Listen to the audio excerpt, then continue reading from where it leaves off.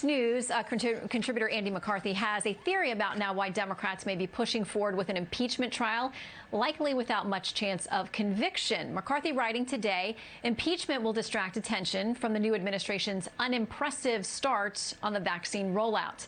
The vaccination ramp-up has been less than ambitious. The biggest problems continue to be coordination with and by distribution by Democrat-controlled states. And the biggest scandal is extortion by the Democrat patron teachers unions, which is keeping kids out of public schools. Let's begin our debate there with tonight's panel. Fox News contributors Leslie Marshall and Joe Concha, and Cal Berkeley law professor John Yoo. Great to see all of you tonight. Good to see you, Shannon.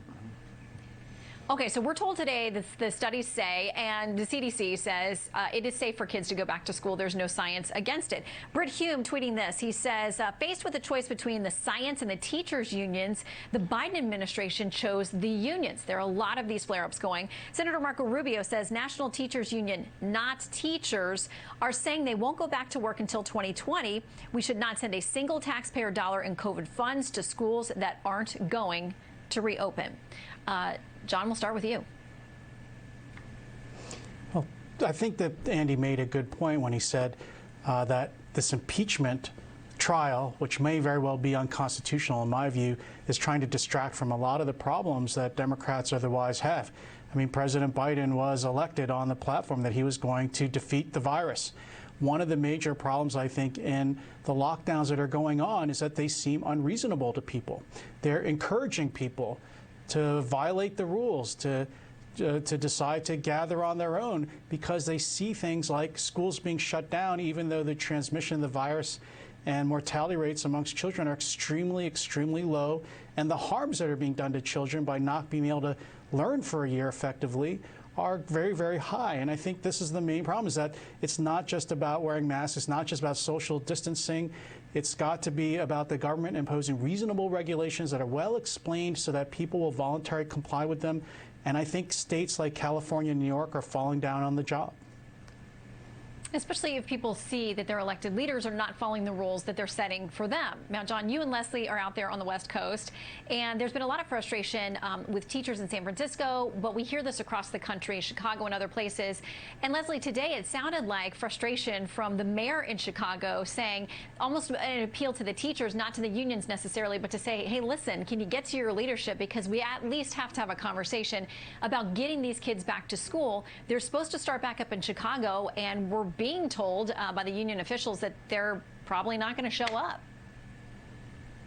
Look, there's a lot of problems with this, and I'm going to try and keep it concise. First of all, every state, every city, every town has different numbers with regard to COVID cases and has different problems with regard to teachers in schools. But let's look at a few of the main common problems. One, teachers are scared. Some parents are scared. We don't have a vaccination even made yet for children. The vaccinations are for adults. Some teachers are fearful of getting those vaccines. We're seeing that not just among teachers. We're also seeing concern about cleanliness and crews cleaning the schools. So all of these things have to be addressed, and I believe they will. But people are afraid. There are two different mutations, variants of the virus that have hit our shores. So I do feel, and he's just had 1 week. It's not disastrous. He will beat the virus. As a matter of fact, he's already on a path higher than what he projected, with more than 1 million vaccinations taking place per day. Well, so kids will listen. My kids are home. I want them back to school desperately, Shannon. But we have to do it nearly safely. Every parent I know. Yeah, and so thank goodness for Operation Warp Speed, Joe, that we do actually have vaccines that are available and a couple of others that may be approved and coming online soon.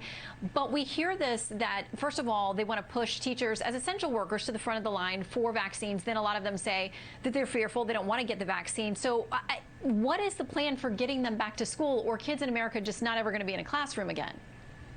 Well, there better be a plan. I know here in New Jersey, okay, a blue state, that in my town, they took a survey of all parents at the school where my 7-year-old goes. 88% of parents says we want our kids back in school, and they're back on a part-time basis. This is before they open. But the president's plan certainly, Shannon, is not aggressive enough. He went from 100 million doses to 150 million doses, and what that gets you by May, 150 million doses, is less than a quarter of the U.S. population being vaccinated. That doesn't get you anywhere near herd immunity, and the president needs to be much more aggressive on this. Meanwhile, you have an impeachment trial that'll be coming up on February 8th. That's going to blot out the sun as far as the news cycle leading up to it, during and after, and it will delay, undoubtedly, COVID relief from getting done. And we keep hearing, well, the Congress and the Senate, they could multitask. No, from what we've seen over the last 8 months, because we haven't seen any relief whatsoever, is that they can't even single task at this point. So that will be another distraction that's going to delay